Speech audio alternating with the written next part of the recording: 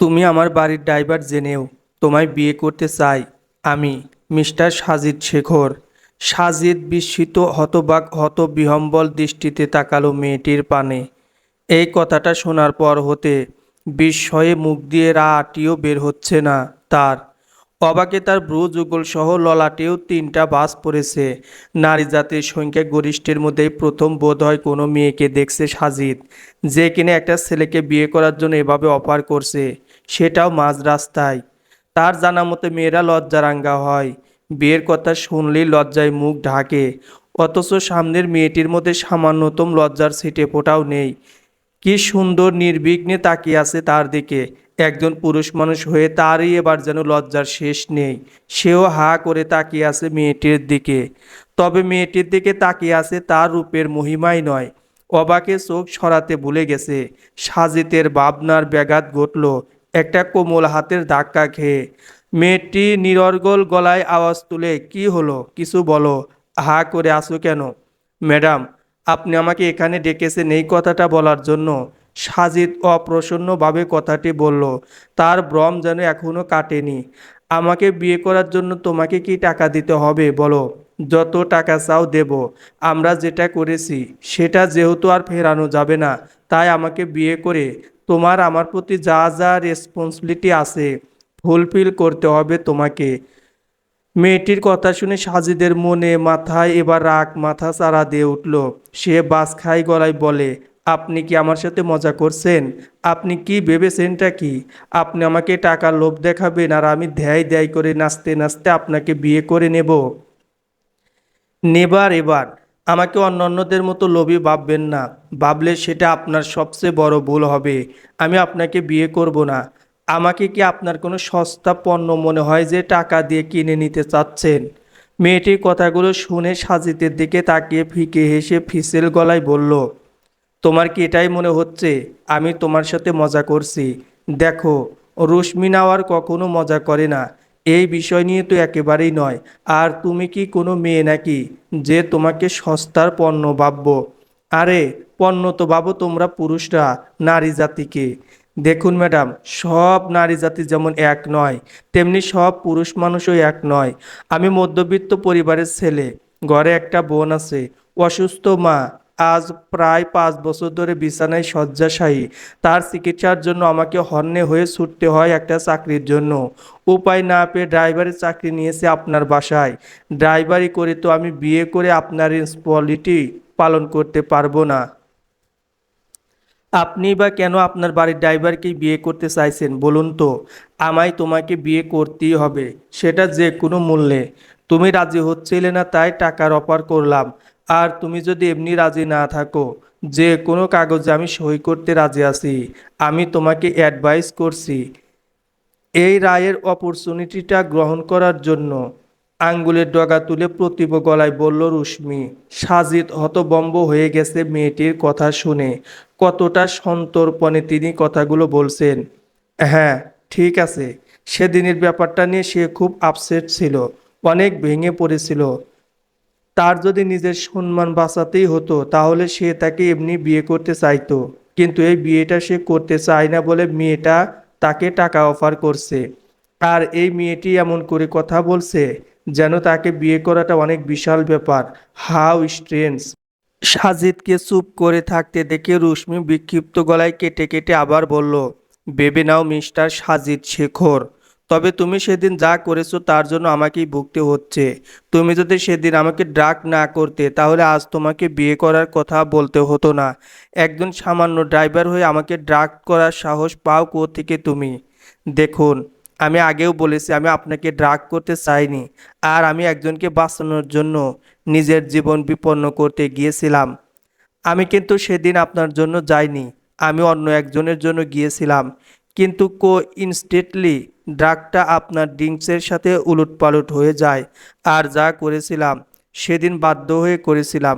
Exactly, তুমি আমাকে drug করেছিলে, ইচ্ছেতে কিংবা অনিচ্ছায়। দোষ শুধু আমার একার ছিল না। তুমিই বা কেন আমাকে ধরতে গেলে? আমি কি বলেছিলাম আমাকে ধরে নিয়ে গিয়ে আমার বিছানায় শুইয়ে দাও?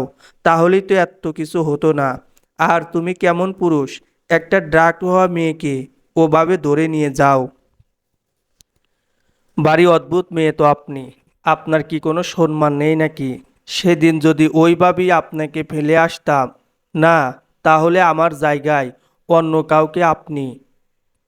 এটুকু বলি সে আর বলতে পারল না, কারণ পরের কথাটা মুখে আনার মতো নয়। ভীষণ অশ্রবণীয় কথাটি।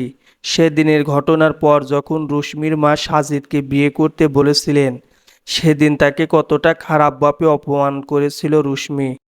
যখন ইচ্ছে হবে বিয়ে করতে চাইবেন, আবার যখন ইচ্ছে হবে বিয়ে করার জন্য টাকা অফার করবেন, এটা তো মানা যায় না।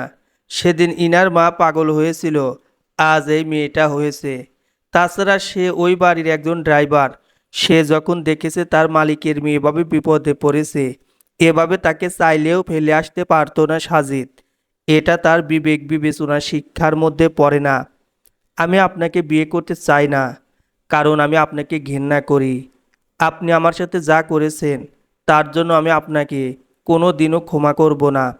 আমার পুরুষত্বের ফালুদা বানিয়ে দিয়েছেন আপনি। অপ্রস্তুত অপ্রসন্নতায় চোখ নামিয়ে নিল সাজিদ। তোমাকে তো আমাকে বিয়ে করতেই হবে, না হলে বন্দি করে রেখে দেব তোমাকে, হুমকির সুরে বলল রেশমি। লিসেন রুশমি ম্যাডাম, আমি আপনার মতো এরকম একটা মেয়ের সাথে থাকতে পারবো না, যে মেয়ে মানুষকে সিম্পল রেসপেক্টটা করতে জানে না। তাকে বিয়ে করার মতো ভুল আমি করতে চাই না। এসব হুমকি আমাকে দিয়ে লাভ নেই। দেখো, আমি তোমাকে আবারও বলছি, ভেবে দেখো বিষয়টা। কারণ আমি জানি তোমার মাকে বাঁচাতে অনেক টাকার দরকার।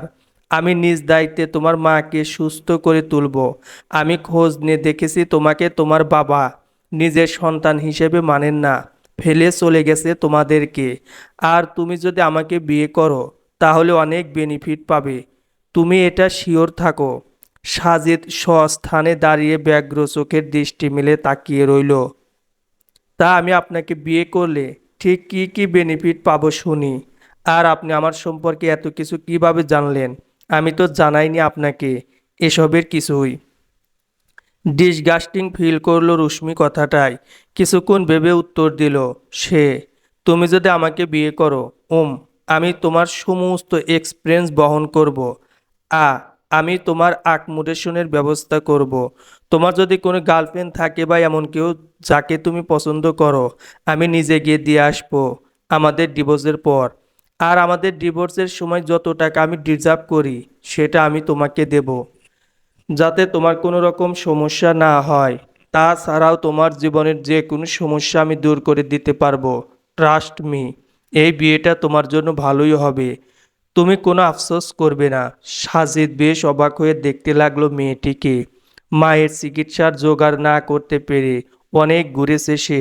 সবাই তাকে শুধু ইউজ করেছে, কেউ হেল্প করেনি।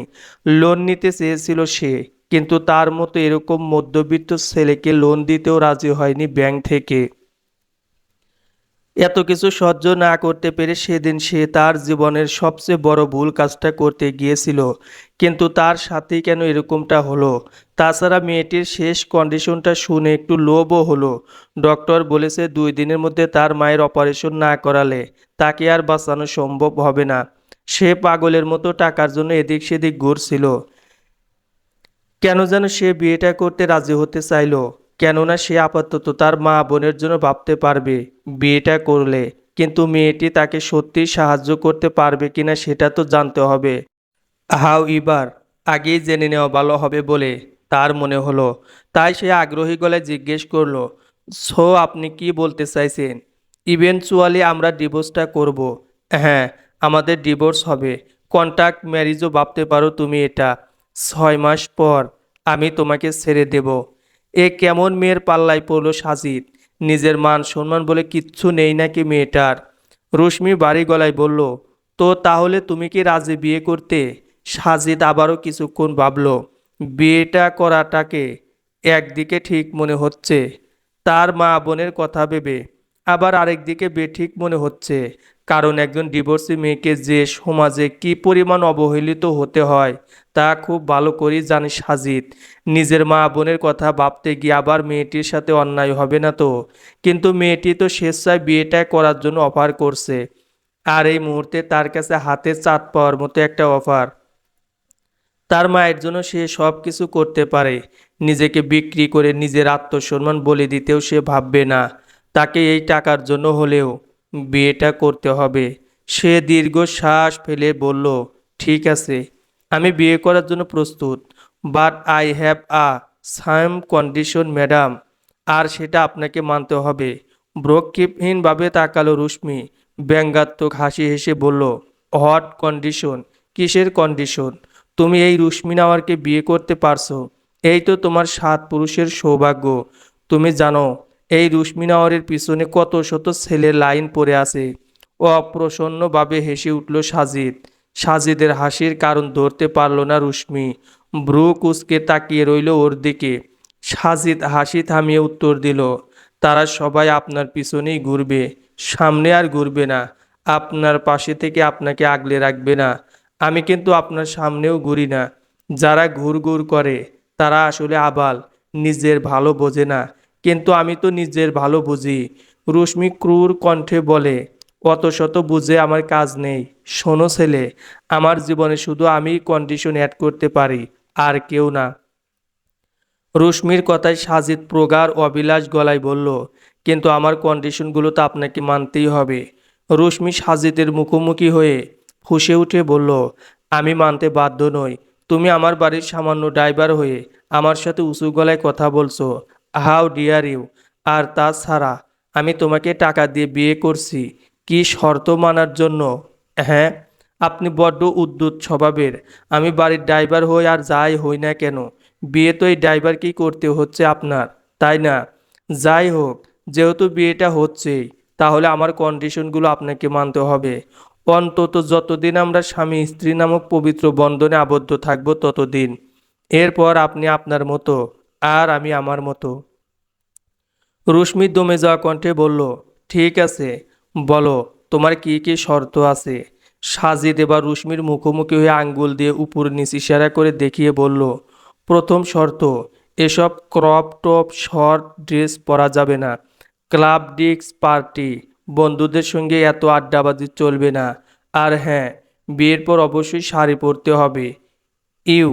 রুশ্মি ক্ষোভে ফুঁসে উঠছিল, কিন্তু সাজিদ ওকে থামিয়ে দিয়ে বলল, আমার কথা শেষ করতে দিন আগে। সে পরের শর্তগুলো বলল। দ্বিতীয় শর্ত হলো, আপনি বিয়ের পর আমার বাড়ি গিয়ে থাকবেন, আমার সেই একতলা বিশিষ্ট পুরো বাড়িতে। আমাদের বিয়েটা যে ডিল সেটা কাউকেই জানাতে পারবেন না। তৃতীয় এবং সবচেয়ে গুরুত্বপূর্ণ শর্ত, আপনি যে আমার মায়ের চিকিৎসার জন্য টাকা দিচ্ছেন এটা কাউকে জানাবেন না। কারণ আমার মা যদি জানেন তাহলে তিনি খুব কষ্ট পাবেন। জানলে হয়তো চিকিৎসাও করবেন না সেই টাকায়। সময় হলে আমি আপনার টাকা ফিরিয়ে দেব। ততদিন আপনি কাউকেই জানাবেন না এই বিষয়ে। মুখ লাল করে রুশ্মি ভিতরে ভিতরে ফোঁসফাস করলো, কিন্তু চুপ থাকলো। সে নিরুপায়। তার এই শর্তগুলা মানা ছাড়া উপায়ও নেই। ও ওর মাকে চ্যালেঞ্জ করেছে যে সে ড্রাইভারকে বিয়ে করে দেখিয়ে দেবে, না হলে এই সাজিদকে সে কখনোই বিয়ে করতো না। তার মায়ের করা অপমানকে ঠেকাতেই এই বিয়ে করার সিদ্ধান্ত সে নিয়েছে। ফোঁস করে নিঃশ্বাস ফেলল রুশ্মি। ঠিক আছে, আমি তোমার শর্তে রাজি। এবার চলো কাজী অফিস। অতঃপর তারা কাজী অফিস গিয়ে খুবই সাদামাটাভাবে বিয়ে করে নিল। 4 জন সাক্ষীদের আগে থেকেই রেডি করা ছিল। পরে অবশ্য গাড়িতে বসে তারা নিজেরাই এগ্রিমেন্ট অনুযায়ী একটা পেপারে সাইন করেছে, যেখানে লেখা 6 মাস পর তারা সেপারেশন করবে, ডিভোর্সও করবে। সাথে সাজিদের শর্তগুলো জুড়ে দেওয়া হয়েছে। ওরা বাড়ি ফেরার আগে রুশ্মি একটা পার্লারে ঢুকলো। শর্ট ক্রপ টপ ছেড়ে কালো সিল্কের একটা শাড়ি পরে বেরিয়ে এলো, উইথ আউট মেকআপ। তার ঠোঁট দুটো প্রাকৃতিকভাবেই লাল, গালগুলো যেন টমেটোর মতো গোল। মুচকে হাসিতে বাম গালে একটা টোল পড়ে, যা সকল পুরুষের নজর কাড়তে বাধ্য। নববিবাহিতা নারীদের সৌন্দর্য প্রাকৃতিকভাবে বেড়ে যায়, কথাটি একদম পারফেক্ট। তাই তো কেমন সৌন্দর্য বেড়ে গেছে রুশ্মি ম্যাডামের। পলকহীনভাবে দৃষ্টি স্থাপন করেই আছে সাজিদ। চোখ যেন সরবে না সেই মেয়েটির মুখপান থেকে, সেই প্রতিজ্ঞাই করেছে। রুশ্মি সাজিদের দৃষ্টি বুঝতে পেরে বিহ্বল দৃষ্টি নিক্ষেপ করলো সাজিদের পানে। সাজিদের শ্যামবর্ণ মুখে তখন নজরকাড়া হাসি। কিভাবে তাকিয়ে আছে দেখে তার গা জ্বলে উঠল। এমনভাবে তাকিয়ে আছে যেন চক্ষু দিয়ে গিলে খাবে। অসভ্য একটা। রশ্মি তুড়ি বাজিয়ে সাজিদের ধ্যান ভাঙালো। তারপর সে বলল, আজ আমি ড্রাইভ করব, ওই সিটে বসো। কি? সাজিদ অবাক হলো। যা বলছি তাই করো। সাজিদ আর কিছু না বলে ড্রাইভিং সিট ছেড়ে দিল। রশ্মি ড্রাইভ করতে করতে আর চোখে তাকালো সাজিদের দিকে। মুখ গোমরা করে আছে সে। রশ্মি মুখ বাঁকা করে হেসে মনে মনে ভাবল, ড্রাইভার মশাই, আপনি যে আর আমার জীবন থেকে জীবনেও ছাড়া পাবেন না। আমি আমার জীবনে যাকে একবার এন্ট্রি করাই তাকে যে ছাড়ি না কোনো দিনও। তাছাড়া সে তো জিতে গেছে তার মায়ের কাছে। সে কোনোদিন কোনো চ্যালেঞ্জে হারেনি। এই চ্যালেঞ্জেও হারবে না বলে বিয়েটা করলো। তার মা তার ইগো হার্ট করেছে, আর রশ্মির ইগো হার্ট করার অধিকার কারো নেই, তার মায়েরও না। শুধু তার মা বলেছে বলেই নয়, বিয়েটা করার কারণ অনেক আছে। রশ্মি গাড়িটি নিয়ে একটা হসপিটালের দিকে যাচ্ছে। সেদিকে কোনো ধ্যান নেই সাজিদের। সাজিদের চোখ যেন নির্লজ্জতার পরিচয় দিতে ব্যস্ত। বারবার তার সদ্য বিয়ে করা বউয়ের দিকে নজর যাচ্ছে। ফাঁকে ফাঁকে অজান্তেই চোখ চলে যাচ্ছে, যেন এটাই তার একমাত্র কাজ। মনে মনে নিজের চোখকে হাজারটা গালি দিচ্ছিল সাজিদ। দেখতে দেখতে গাড়িটি থেমে গেল এক জায়গায়। সাজিদ গাড়ি থেকে নেমে এলো। এ কি? এটা তো হসপিটাল। হসপিটাল কেন এলেন? আমরা তো আপনার বাড়ি যেতাম, আপনার বাবা মায়ের কাছে। রশ্মি কিছু না বলে ভিতরে চলল। উপায় না পেয়ে সাজিদও চলল ওর পিছনে। হসপিটালের ভিতরে গিয়ে তো সাজিদ অবাক। এ কি? এটা তো তার বোন শান্তনা। শান্তনা এখানে কি করছে? মায়ের কথা মনে হতেই সাজিদের বুক ধক করে উঠল। সে প্রায় দৌড়ে এগিয়ে গেল ওর বোনের কাছে। রশ্মি ম্যাডামের বাবা মাও আছে। ওদেরকে দেখে আরও বেশি অবাক হয়ে গেছে সাজিদ। ওনারা এখানে কি করছেন? সব ভাবনা দূরে ঠেলে দিয়ে সান্ত্বনার দিকে গেল সে। বোন, তুই এখানে? মায়ের কিছু হয়নি তো?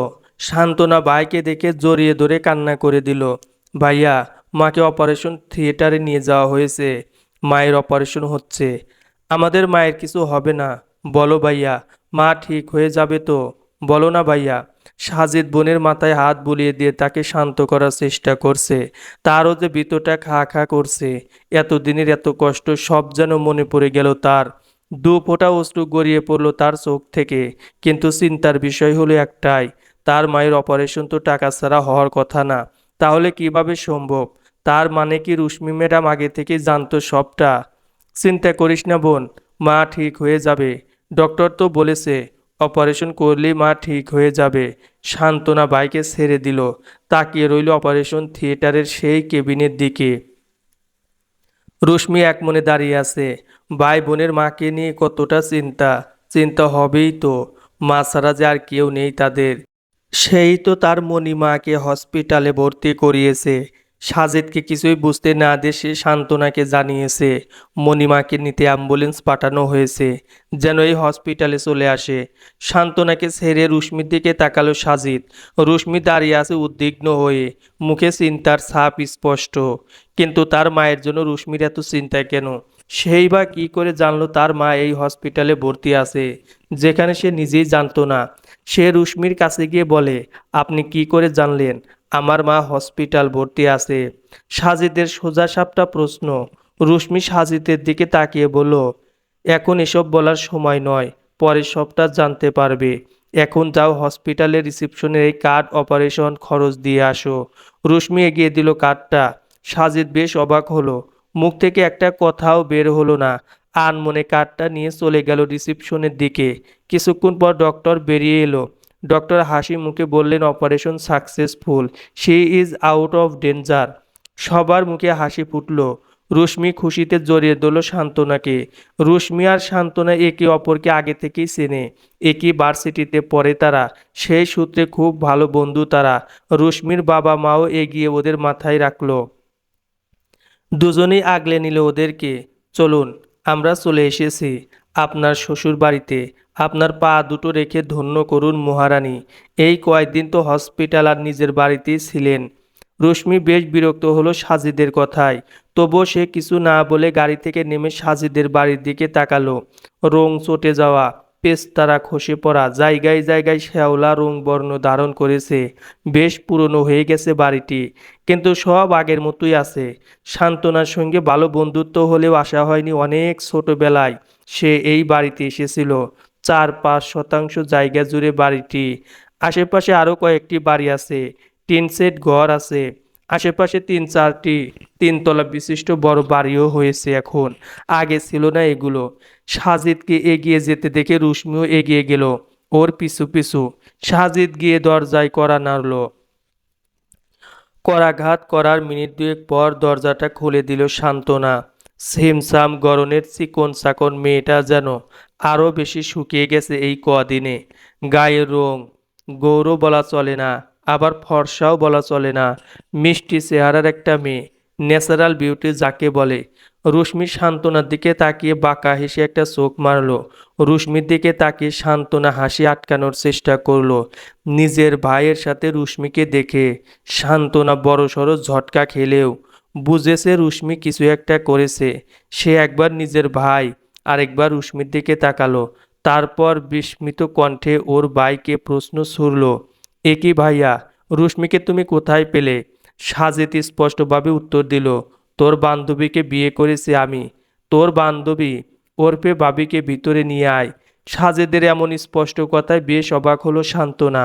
বরাবরই ও ওর ভাইকে স্পষ্ট বাক্য বলতে শুনেছে, কিন্তু এটা যেন বিশ্বাস হচ্ছে না তার ভাই রুশমিকে বিয়ে করেছে। তার মানে রুশমি ওর ভাইকে বিয়েটা করেই নিল। ফোঁস করে নিঃশ্বাস ফেলল। রুশমিকে ভিতরে নিয়ে এসে নিজের বিস্ময় কাটানোর জন্য ভাইকে আবার জিজ্ঞেস করলো, ভাইয়া তুমি সত্যিই বিয়ে করেছো আমার বান্ধবীকে? সাজিদ দৃঢ় চিত্তে তাকালো ছোট বোনের প্রাণে। হ্যাঁ, সত্যিই আমি বিয়ে করেছি। এটা তোর বান্ধবী, আবার ভাবিও। ওকে আমার রুমে নিয়ে যা, আমি মাকে দেখে আসছি। ঠিক আছে ভাইয়া। সান্ত্বনার ধীর মোলায়েম কণ্ঠ। মাকে ওষুধ দিয়েছিস? সাজিদ যেতে যেতে জিজ্ঞেস করলো সান্ত্বনাকে। সান্ত্বনা মাথা নেড়ে হুম বলল। সাজিদের মা এখন ভালো আছে। 2 দিন আগে ওনাকে ডিসচার্জ করিয়ে এনেছে সাজিদ। যদিও ডক্টর ছাড়তে চায়নি, তাও এনেছে। বাড়িতেই ভালো করে দেখাশোনা করবে তারা 2 ভাই বোন। সাজিদ ওর মায়ের ঘরের দিকে গেল, আর সান্ত্বনা রুশমিকে নিয়ে ভাইয়ের রুমে গেল। রুশমি এতক্ষণে চুপচাপ আশপাশটা দেখছিল। এই বাড়িতে সে কত ছোটবেলায় এসেছিল। তখন সাজিদের বয়স 10 বছর হবে, আর তার বয়স ছিল 5 বছর। আজ এত বছরে এই বাড়ির উঠান, ছোট্ট বাগানে সেই জুঁই ফুল গাছটি, সব কিছু খুঁটিয়ে খুঁটিয়ে দেখছে রুশমি। আসুন ভাবি, এটাই ভাইয়া রুম। হঠাৎ সান্ত্বনার মুখে ভাবি আর আপনি ডাক শুনে রুশমির সম্বিত ফিরে এলো। সে চোখ ছোট ছোট করে তাকালো সান্ত্বনার দিকে। সান্ত্বনা রুশমিকে এভাবে তাকিয়ে থাকতে দেখে বুঝতে পারলো ওর আসলে পছন্দ হয়নি ভাবি ডাকটা। বান্ধবী রেগে গেছে আর একটু মজা নিতে, তাই সে বলল, আমি আপনার একমাত্র ননদিনী, আর আমি যদি আপনাকে আপনি আর ভাবি না বলি তাহলে আমার ভাই আমার গর্দান নেবে। এটাই কি আপনি চান ভাবি সাহেবা? রুশমি রেগে মেগে বলে, ওরে শয়তান মেয়ে, তোর ভাইয়ের বউ হওয়ার আগে আমি তোর বান্ধবী। তোর ভাইকে তুই এত ভয় পাস আগে জানতাম না তো। তার আগে এটা বল, তোরা আসলে বিয়ে করেছিস? সান্ত্বনার সন্দিহান গলা, আরে হ্যাঁ, মণিমার অপারেশনের দিনই বিয়েটা হয়েছে আমাদের। ওই অবস্থায় বলার সময় পাইনি তোকে। মা বাবা জানে সবটা। খুশিতে ঝলমল করে উঠল সান্ত্বনার চোখ মুখ। এই এই অসাধ্য সাধন করলি কি করে রে? রশ্মি ভাব নিয়ে বলল, এ এমনভাবে বলছিস যেন তোর ভাইকে বিয়ে করা খুব কঠিন কাজ। তবে হ্যাঁ, বিয়েটা করার জন্য সামান্য কাঠখড় পোড়াতে হয়েছে আমাকে। বড় কাজই তো। আমার ভাইকে চিনি আমি, কোনো মেয়েকেও তো পাত্তাই দেয় না। তা বল না, কি করে হলো সব? ওকে শোন তবে, সেদিন তোর ভাই টাকার জন্য একটা স্মাগলারের কথা শুনে একটা ছেলেকে ড্রাগ করতে গেছিল। আমাদের গাড়ি নিয়ে গিয়েছিল একটা ক্লাবে। আমার সন্দেহ তাতে তোর ভাইকে ফলো করতে লোক লাগাই আমি। পরে আমি সবটা জানতে পারি। ক্লাবে ঢুকে সাজিদ ড্রাগ করা ড্রিঙ্কস নিয়ে এগিয়ে যাচ্ছিল। আমি জানি যে এটা অনেক বড় অন্যায় কাজ করাচ্ছে সাজিদকে দিয়ে। পরে সাজিদকে ফাঁসিয়ে দেবে সকল অন্যায় সাজিদের উপর দিয়ে ওরা বেঁচে যাবে। আমি জলদি গিয়ে সেই ডাক করা ড্রিঙ্ক খাওয়ার নাটক করি, বাকিটা ফেলে দিই, যাতে সাজিদ এত বড় অন্যায় না করতে পারে। পরে আমার নাটক করতে হয় নেশা হওয়ার। সাজিদ আমাকে বাসায় নিয়ে এসে আমার বিছানায় শুইয়ে দিয়ে চলে আসছিল, কিন্তু আমি ওর সঙ্গে অনেক কিছু করে ফেলি ইচ্ছে করেই। তখন সাজিদ আমাকে অনেক কষ্টে ছাড়িয়ে বেরিয়ে আসে আমার রুম থেকে। এসব আবার আমার মা দেখে ফেলেছিল। মা ভেবেই নেয় আমরা ঘনিষ্ঠ সম্পর্কে আছি। মা এমনভাবে অপমান করছিল, পরের দিন কি আর বলবো, আমার জেদ চেপে বসে। পরে যখন মা আমার সাজিদের বিয়ের কথা বলে, আমি অপমান করি সাজিদকে অনেক। পরে অবশ্য সবটা জানতে পারি সাজিদ মণিমায়ের অপারেশন করার জন্য টাকার প্রয়োজনে ওসব করেছিল। একটা প্ল্যান করি আমি ওকে টাকার অফার করি আর বিনিময়ে আমাকে বিয়ে করতে বলি। রাজি হয়েছে বিয়ে করতে, সেটাও কন্ট্রাক্ট পেপার অনুযায়ী। বাপ, তাহলে কি সিস তোর ভাই? সবটা শুনে সান্ত্বনার চোখ যেন ঠিকরে বেরিয়ে আসার উপক্রম। এত কিছু করতে হয়েছে রুশ্মিকে। তার ভাইয়ের যে মেয়ে দেখলেই অ্যালার্জি হয়, সেটা সে খুব ভালো করেই জানে। সেই ছোট্টবেলার ওর জুঁই ফুলের জন্য অন্য কাউকে সে নাকি বিয়ে করবে না। এখন রশ্মি তার ভাইয়ের বউ হয়ে দেখিয়েই দিল। তো এখন বল কেমন দিলাম? রশ্মি ভাব নিয়ে বলল। শান্তনা কিছু বলবে, তখনই সাজেদের ডাক পড়ল। এই যাই রে বান্ধবী, পরে কথা বলবো। শান্তনা আর দাঁড়ালো না, সে চলে গেল বাইরে। রশ্মি সাজিদের রুমে ঢুকলো, চারিপাশে চোখ বুলিয়ে নিল রুমটার। আহামরি খুব সুন্দর না হলেও বেশ গোছানো, একদম প্রতিটি কোণে পরিষ্কার পরিচ্ছন্নতার ছাপ বিদ্যমান। কেন জানি পছন্দ হলো তার এরকম পরিবেশ। খুব সাধারণ একটা রুম, ছোট্ট রুমটায় ছোট্ট একটা খাট, একটা ড্রেসিং টেবিল। ড্রেসিং টেবিলের পাশে একটা পুরনো ওয়ারড্রপ, এক পাশে বইয়ের তাকে রয়েছে অসংখ্য বই। বইগুলো নিশ্চয়ই সাজিদেরই হবে। সে দেখলো রুমের সাথেই একটা ওয়াশরুমও আছে। সে বেশ অবাক হলো, এরকম একটা বাড়িতে অ্যাটাচ বাথরুম সে মোটেও আশা করেনি। সে খাটে গিয়ে বসলো। সে একদমই শাড়ি সামলাতে পারে না, তার উপর মনে হচ্ছে কুচিগুলো এক্ষুনি খুলে যাবে। সে শাড়ির আঁচলের পিন খুলে রেখে কুচিগুলো ঠিক করতে ব্যস্ত হয়ে পড়ল। এসেই তো কাহিনী বলতে হলো সান্ত্বনাকে। কিছু বলার আগেই তো সাজিদ ডাক পাঠালো সান্ত্বনাকে। হঠাৎ করেই সাজিদ ওর রুমে প্রবেশ করে আর চিৎকার করে ওঠে। এমন চিৎকার শুনে রুশ্মি হাত থেকে শাড়ির কুচি ফেলে দরজার দিকে তাকালো। সাজিদকে দেখি অপ্রস্তুত হয়ে পড়ল সে। বলেই গেল যে সে এখন উদাম হয়ে আছে। সাজিদ দু হাতে চোখ ডেকে বলল, এই, আপনার সমস্যা কি? হ্যাঁ, ঘরে ঢুকি এমন শাড়ির আঁচল ফেলে উদাম হয়ে আছেন কেন? আমাকে প্রভোগ করতে চাইছেন নাকি? হ্যাঁ। রুশ্মির চোখ পড়ল নিজের দিকে, তাড়াতাড়ি আঁচল তুলে নিল নিজের গায়ে। সে চোখ গরম করে বলল, এই, আমি তোমাকে প্রভোগ করতে যাব কোন দুঃখে? আমি তোমার বিয়ে করা বউ। আমি তোমার সামনে যেভাবে ইচ্ছে করব সেভাবেই থাকতে পারবো, চাইলে একেবারে উদাম হয়েও থাকতে পারবো। সাজিদ চোখ বন্ধ করেই বলল, মুখে লাগাম নেই কেন আপনার? নির্লজ্জ একটা মেয়ে। যেভাবে ইচ্ছে সেভাবে থাকবেন মানেটা কি? হ্যাঁ, হ্যাঁ হ্যাঁ থাকবো। কথা অনুযায়ী আজকে আমাদের বাসর হবে। বিয়ে তো হয়েছে 7 দিন আগে, আর আজকে বাসরাত হবে। তাও দেখো কেমন কথা বলছে। কোথায় বলবে বউ আসো, একটা চুমু দেই, একটু জড়িয়ে ধরি। তা না, এসেছে আমি কতটা নির্লজ্জ সেটার তদারকি করতে। যত সব। কথাগুলো বলেই রুশ্মি বাইরে চলে গেল। আর সাজিদ হতভম্ব হয়ে তাকিয়ে রইল রুশ্মির দিকে। এটা কোন রুশ্মি? এ যেন অন্য একজন। বিয়ের পর এতটা বদল, বাপ্পা! বার কয়েক পলক ঝাপটালো সাজিদ। এখনও সে তাকিয়ে আছে বাইরের দিকে। এই মেয়েটার সঙ্গে কোথাও যেন তার সেই ছোট্টবেলার জুঁই ফুলের মিল আছে। কিন্তু ও কি করে হবে? রুশ্মির মা বাবাকে তো দেখেছে, কিন্তু কেন তার মনে এই মেয়ের জন্য ভালো লাগা কাজ করছে? বিকেলে সাজিদ ঘুমোচ্ছে আর রুশ্মি সেই জুঁই গাছটার যত্ন সহকারে পানি দিচ্ছে। আজও তার কথা ভেবে সাজিদ এই জুঁই ফুল গাছের যত্নের কোনো ত্রুটি রাখেনি। সেই ছোটবেলা যখন সে এসেছিল, তখন জুঁই ফুল নিয়ে খেলা করছিল, আর সাজিদ পিছন থেকে এসে বলেছিল, জুঁই ফুল, তোমার জন্য এই জুঁই ফুল গাছটা লাগিয়েছি। তুমি যখন আমার কাছে থাকবে না, তখন এই জুঁই গাছটাকে দেখেই তোমায় দেখার স্বাদ মেটাবো। কারণ তুমি ঠিক জুঁই ফুলের মতোই সুন্দর। যদিও তোমাকে দেখার স্বাদ মিটবে না কখনোই, তবুও তুমি থাকবে আমার প্রাণেশ্বরী প্রণয় প্রত্যুষের আগমন হয়ে। ছোট্ট জুঁই হয়তো তখন সাজিদের কথা বুঝতে পারেনি, কিন্তু খিলখিল করে হেসেই কুল পায়নি। সে কি হাসি!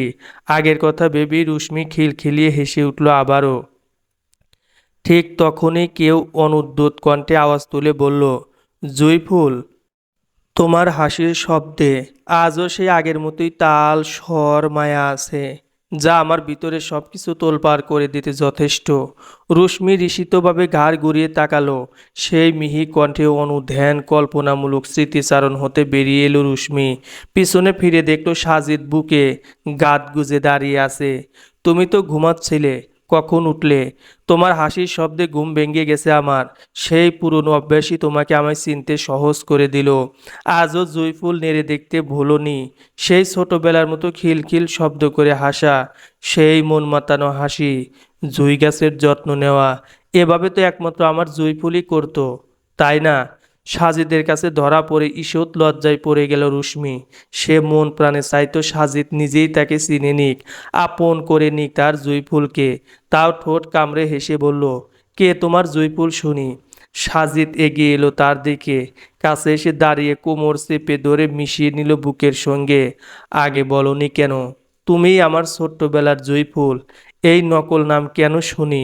আর তোমার বাবা মাই বা কোথায়? ওনারা তো তোমার বাবা মা নয়। এখন যেন এই চোখের ঠিক প্রশংসা করতে পারছে না রুশ্মি। যে চোখে ছিল একটু আগে একরাশ মুগ্ধতা প্রণয়, সেই চোখে এখন যেন হিংসতা। রুশ্মি হকচকিয়ে গেল সাজিদের চোখের ভয়াবহতা দেখে। আমি তো নকল নামে আসিনি তোমার কাছে সাজিদ ভাই। আমার পুরো নামই তো রুশ্মি নেওয়ার জয়। তুমি তো জানতে না আমার পুরো নামটা, কারণ আমি চাইনি তুমি আমাকে রুশ্মি নামে কখনোই ডাকো। তোমার মুখে জুঁইফুল নামটা যে আমার হৃদয় আঙ্গিনায় প্রণয় সৃষ্টি করে সাজিদ ভাই। সাজিদ আরও একটু চেপে ধরল তার জুঁইফুলকে, তারপর বলল, তুমি তো আমাকে আগেই চিনেছিলে, তাহলে আগেই বলনি কেন? আর তোমার বাড়িতে তুমি যাদের বাবা মা বলো, ওনারা তো নয় তোমার মা বাবা। রশ্মি সাজিদের চোখের গভীরে যেন হারিয়ে যাচ্ছে। আনমনে আড়ষ্টভাবে বলে, আমার বাবা মা কেউ বেঁচে নেই সাজিদ ভাই। গাড়ি অ্যাক্সিডেন্টে ওনারা এই দুনিয়ায় আমাকে একা করে চলে গেছেন। সেদিন তোমাদের বাড়ি থেকে ফেরার সময় আমাদের গাড়ি অ্যাক্সিডেন্ট হয়, আমি সিটকে দূরে পড়েছিলাম। আর এখন যারা আমার বাবা মা, ওনারা আমাকে কুড়িয়ে পেয়েছিল, ওনাদের পালিত সন্তান আমি। তারপর প্রথম যেদিন আমি সান্ত্বনার মুখে শুনি যে তার ভাই ছোট্টবেলা থেকেই জুই নামের একজনকে ভালোবাসে, যার জন্য এখন অবধি কাউকে মন দেয়নি তার ভাই, তখনই আমার খটকা লাগে। আর আমি সব ডিটেলে জেনে তোমাকে ফলো করতাম, ড্রাইভারের চাকরি দিয়ে কাছে থেকে তোমাকে দেখতাম। আমি চাইতাম তুমি আমাকে একদিন নিজে থেকেই চিনে নাও। সবটা শুনে সাজিতে এক মুহূর্ত দেরি না করে জড়িয়ে ধরল তার জুঁইফুলকে। আই অ্যাম সরি জুঁইফুল, আমি তোমাকে চিনতে পারিনি। তুমি যদি আমাকে আগেই জানাতে, তাহলে আমি কোনো দিন ওই কন্ট্রাক্ট পেপার সাইন করে তোমাকে বিয়ে করতাম না। ভারী শোনালো সাজিদের কণ্ঠ। রুশ্মি হেসে উঠল। রুশ্মির হাসির কারণটা ঠিক ধরতে পারল না সাজিদ, তাই ওকে ছেড়ে দিয়ে সরু চোখে তাকিয়ে রইল ওর দিকে। রুশ্মির নিজের ঠোঁটে মুগ্ধতা এনে বলে, তুমি ভাবলে কি করে সাজিদ ভাই তোমাকে আমি বিয়ে করব? সেটাও ডিল অনুযায়ী। ওটা নকল ডিল পেপার ছিল। তুমি কিন্তু এখনো সেই বোকায় আছো সাজিদ ভাই, সেই ছোটবেলার মতো। ওরে পাজি মেয়ে, দেখাচ্ছি তোমাকে, দাঁড়াও। আমাকে বোকা বানানো এ কি সাজিদ ভাই, আমাকে এখন মারবে নাকি? নতুন বউ আমি তোমার, কোথায় আদর করবে তা না করে তাড়া করছো। ওই কন্ট্রাক্ট পেপারে তো এমন কোনো শর্ত ছিল না তোমাকে আদর করতে হবে বিয়ের পর। ওহো, তাই না? কন্ট্রাক্ট পেপারে তো ওটাও লেখা ছিল না তোমার সামনে আমি শাড়ির আঁচল ফেলে রাখতে পারবো না। সাজিদ রুশ্মিকে তাড়া করেই যাচ্ছে, আর রুশ্মি সাজিদের থেকে বাঁচার চেষ্টা করছে। এদিক সেদিক ছুটোছুটি করছে, দৌড়াদৌড়ি ছুটোছুটি করতেই এক সময় সাজিদ ধরে ফেলল রুশ্মিকে, ফট করে কোলে তুলে নিল। লজ্জায় ঈষৎ লাল বর্ণ ধারণ করলো তার মুখ। সাজিদ রুশ্মির কানে নিজের অধর যুগল ছুঁয়ে দিয়ে বলে, আজ রাতে তোমাকে আদরে আদরে মুড়িয়ে দেব, দেখি কত আদর নিতে পারো তুমি। সেই তো এতদিন তুমি আমাকে দূরে ঠেলে রেখেছো, তার শাস্তি তো পেতেই হবে, তাই না? তোমাকে ভালোবাসি আমার মায়া গচ্ছিত অনুভূতিতে, যার সমাপ্তি হয়তো শেষ নিঃশ্বাসে। তোমায় দূরে ঠেলে রাখার ক্ষমতা যদি তোমার জুঁইফুলের থাকতো তাহলে সে নিজেই খুন হয়ে যেত সাজিদ ভাই। সেই ছোট্টবেলার সাজিদ হয়ে আজও কি আসবে তুমি আমার হৃদয়ের আঙ্গিনায় প্রণয় প্রত্যুষের আগমন নিয়ে? সাজিদ মুচকি হেসে একটা জুঁইফুল নিয়ে তার জুঁইফুলের কানে গুজে দিয়ে বলে, ভালোবাসি জুঁইফুল, ভালোবাসি সাজিদ ভাই। সমাপ্ত।